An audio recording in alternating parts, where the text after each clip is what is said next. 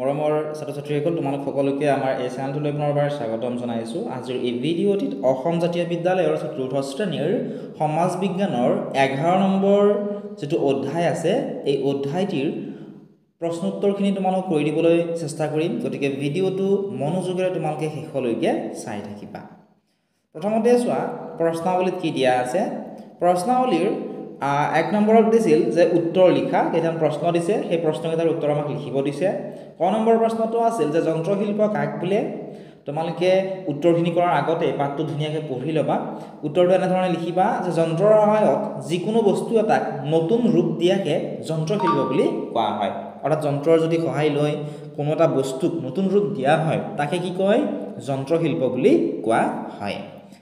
এতিয়া চোৱা ক নম্বৰ প্ৰশ্নটো আছিল যে তেল শোধনাগাৰৰ কেঁচামাল কি হয়।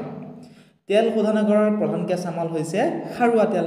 আৰু খাৰুৱা তেলৰ পৰা কি বস্তু উৎপাদিত কৰা হয় সেইটো সুধিব পাৰে। তোমালোকে মনত ৰাখিবা সেই খাৰুৱা তেলৰ পৰাই আমি যে গাড়ীত ভৰাও পেট্ৰল ডিজেল হয়নে, আমি ঘৰত যে ব্যৱহাৰ কৰোঁ কেৰাচিন বা ফেনাইল নেফথা বা ৰন্ধন গেছ আদিবোৰ উৎপাদিত কৰা হয়।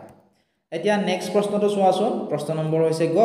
প্ৰশ্নটো আছিল যে সাৰ কাৰখানাৰ প্ৰধান কেঁচামাল কি। সাৰ কাৰখানাৰ প্ৰধান কেঁচামাল হৈছে প্ৰাকৃতিক গেছ। আৰু সেই প্ৰাকৃতিক গেছৰ পৰা কি উৎপাদিত কৰা হয়, ৰাসায়নিক সাৰ। ৰাসায়নিক সাৰ কোনবোৰ, এতিয়া চাবা খেতিয়কসকলে কি কৰে, জৈৱিক সাৰ প্ৰয়োগ কৰে, ৰাসায়নিক সাৰ প্ৰয়োগ কৰে খেতিত হয়নে, অৰ্থাৎ মাটিডৰাত, যাতে খেতি বাতিখিনি ভাল হয়। কিন্তু জৈৱিক সাৰ আমি ঘৰতে প্ৰস্তুত কৰিব পাৰোঁ, কিন্তু ৰাসায়নিক সাৰ হৈছে সেইবোৰ যিবোৰ দোকানৰ পৰা কিনি আনি খেতি পথাৰত ছটিয়াই দিয়া হয়। ঠিক আছে, গতিকে সাৰ কাৰখানাৰ প্ৰধান কেঁচামাল হৈছে প্ৰাকৃতিক গেছ। এতিয়া নেক্সট প্ৰশ্নটো চাওঁ আহাচোন। প্ৰশ্নটো আছিল যে মৰাপাট উদ্যোগত উৎপাদিত দুবিধ বস্তুৰ নাম লিখা। মৰাপাট উদ্যোগত উৎপাদিত দুবিধ বস্তুৰ নাম লিখিব দিছে। মৰাপাট উদ্যোগত উৎপাদিত কি কি উৎপাদিত হয়, মৰাপাট উদ্যোগৰ পৰা মৰাপাটৰ ৰছী হয়নে, থৈলা কাৰ্পেট আদি উৎপাদিত কৰা হয়। এতিয়া চোৱাচোন 9 নম্বৰ প্ৰশ্নটো আছে এনেধৰণৰ যে অসমৰ প্ৰধান খনিজ সম্পদ কি হয়। মনত ৰাখিবা যে অসমৰ প্ৰধান খনিজ সম্পদ হৈছে খাৰুৱা তেল। আৰু অসম খাৰুৱা তেলত এখন চহকী ৰাজ্য, আৰু সেইকাৰণে অসমক পনীয়া সোণৰ দেশ বুলিও কোৱা হয়। সেইটো কুৱেশ্যনে চোৱাচোন। নেক্সট সুধিছিল আমাক যে অসমক কিয় পনীয়া সোণৰ দেশ বোলা হয়।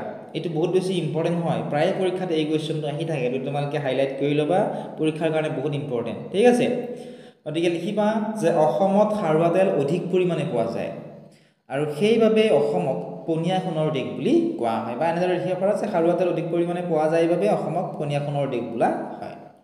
নেক্সট প্ৰশ্নটো ইম্পৰ্টেণ্ট হয়, প্ৰায় পৰীক্ষাত আহি থাকে যে ভাৰতৰ প্ৰথমটো তেল শোধনাগাৰ ক'ত স্থাপন কৰা হৈছিল। তো লিখিবা এনেধৰণে যে ভাৰতৰ যিটো প্ৰথম তেল শোধনাগাৰ আছিল সেই তেল শোধনাগাৰটো তিনিচুকীয়া জিলাৰ ডিব্ৰুগড়ত 1901 চনত স্থাপন কৰা হৈছিল। অৰ্থাৎ ভাৰত স্বাধীন হোৱাৰ প্ৰায় 46 বছৰ আগতে। ভাৰত কেতিয়া স্বাধীন হৈছিল, 1947 চনৰ 15 আগষ্ট তাৰিখে হয়নে।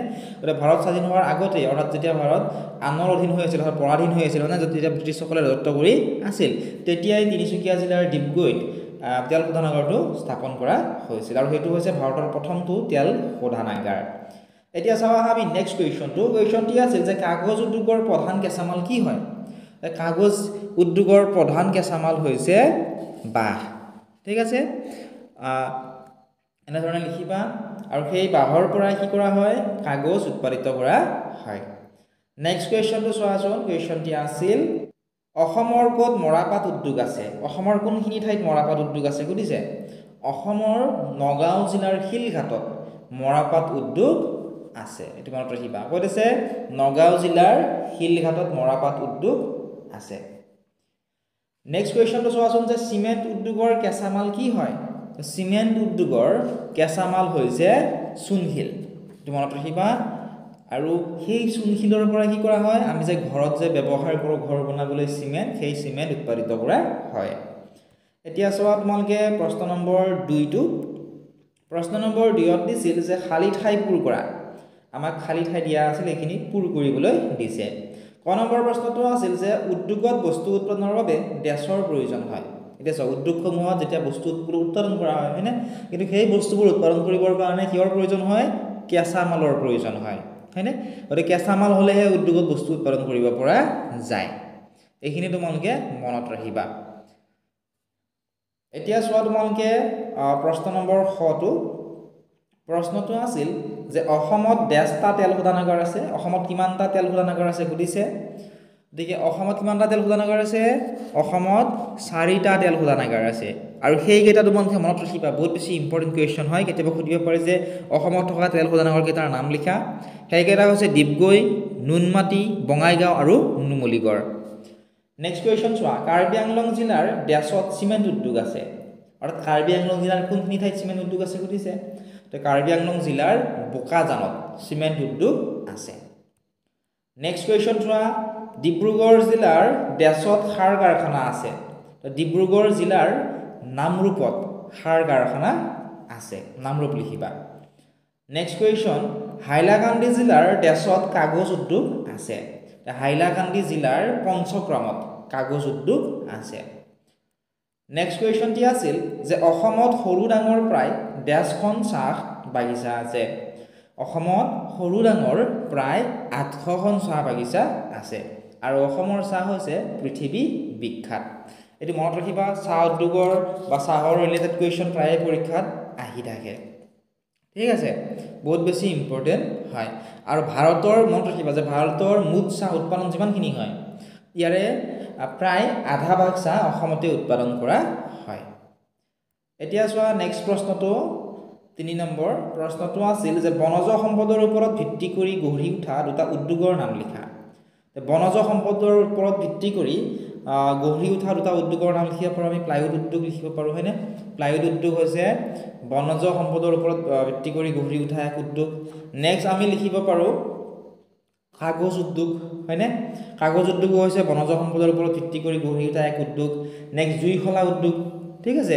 এতিয়া মনত ৰাখিবা যে প্লাইউড উদ্যোগত কি বনজ সম্পদ ব্যৱহাৰ কৰা হয় কাঠ হয়নে আগো কাগজ উদ্যোগত কি কৰা হয় বাঁহবোৰ ব্যৱহাৰ কৰা হয় এইবোৰ বনজ সম্পদ হৈছে বাঁহ হয়নে আগো জুইখলা যিবোৰ উদ্যোগ আছে এই জুইখলা উদ্যোগত পাইন কাঠ ব্যৱহাৰ কৰা হয় এনে ধৰণে তোমালোকে ধুনীয়াকৈ লিখি লবা ইয়াত দুটা লিখিব দিছিল মই তোমালোক তিনিটা লিখি দিছো যি দুটা তোমালোকৰ মনত থাকে এই দুটাই পৰীক্ষাত তোমালোকে লিখিবা অথবা মুখস্থ কৰি লবা ঠিক আছে এতিয়া চোৱা তোমালোকে নেক্সট কোৱেশ্চনটি আছিল যে খনিজ সম্পদৰ ওপৰত ভিত্তি কৰি গঢ়ি উঠা দুটা উদ্যোগৰ নাম লিখা খনিজ সম্পদৰ ওপৰত ভিত্তি কৰি দুটা গঢ়ি উঠা দুটা উদ্যোগৰ নাম হৈছে লৌতিখা উদ্যোগ আৰু এটা হৈছে সিমেন্ট উদ্যোগ ঠিক আছে লৌতিখা উদ্যোগৰ প্ৰধান কেঁচামাল কি হয় মনত ৰাখিবা লোৰ আখৰ আৰু কয়লা আৰু সিমেন্ট উদ্যোগৰ প্ৰধান কেঁচামাল কি হয় চুনশিল গতিকে এইবোৰ হৈছে খনিজ সম্পদ আৰু ইয়াৰ ওপৰত ভিত্তি কৰি গঢ়ি উঠা এই দুটা উদ্যোগে হৈছে লৌতিখা উদ্যোগ আৰু সিমেন্ট উদ্যোগ নেক্সট কোৱেশ্চনটি চাবা আছোন এতিয়া কোৱেশ্চনটি আছিল যে কৃষিজ সম্পদৰ ওপৰত ভিত্তি কৰি গঢ়ি উঠা দুটা উদ্যোগৰ নাম লিখা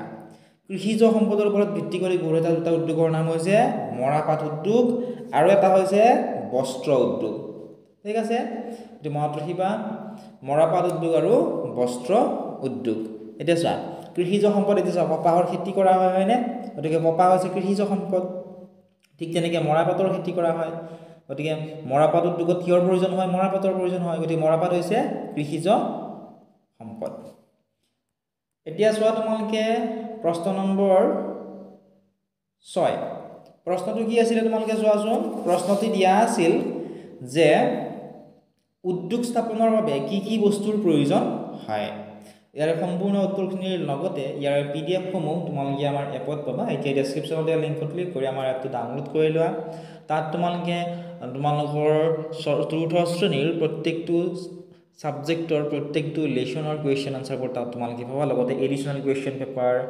additional question answer question paper গোটেইখিনি তাত তোমালোকৰ বাবে দি থোৱা আছে এতিয়া ডেসক্ৰিপচনত দিয়া লিংকত ক্লিক কৰি এপটো ডাউনলোড কৰা অথবা স্ক্ৰিনত দেখা নম্বৰটো আমাক WhatsAppত কন্টাক্ট কৰা